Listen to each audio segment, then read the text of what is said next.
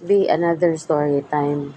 Ganang kini siya nga story kay istorya ra sa ni mama sa amo kay katong una man gud sa Kalbayog pa man gud ni nagpuyo sa nakatong elementary sa Mani dito po tag high school dito siya na dito mo guro siya nag-graduate og high school.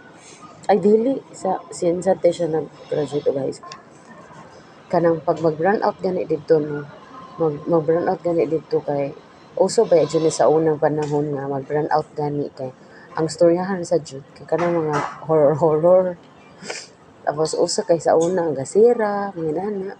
So kini na si mama na nagstorya na sa mga kini unsa man may time kay bawaan ang mga bata pa ni.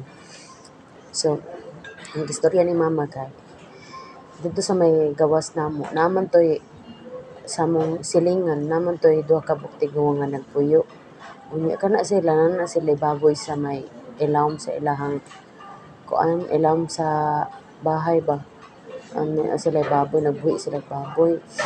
Unya ang amuang bahay unsa may kilid kina ay kuan naabi tay kanang poste.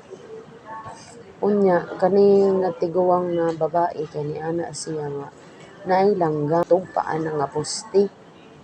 Tapos paglupad sa langgam ni mulinog ni uyog bitaw nagkusog. Makita sa ang iya pa yung nakita ano ang yang nakita ano kay dili langgam dato nga tiguwang kay kuan tawo nga dako nga itom. Tapos ang pagtan-aw ko na ni mama ni ato kay langgam ra.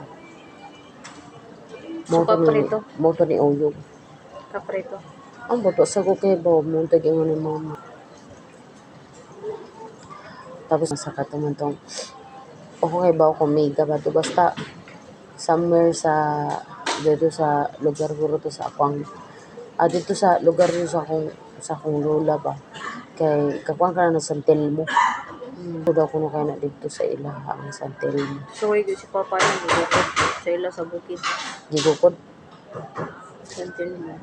abot lang ko na kana pero ana sila delikado daw ko na ambot lang unsa siya katinud-anan anang mga ingon ana nga kung ano.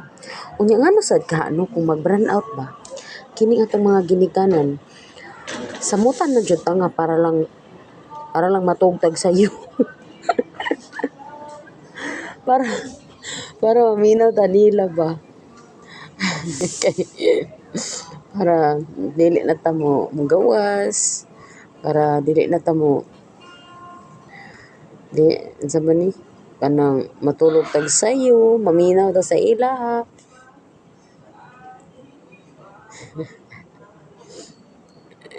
Moro to guys.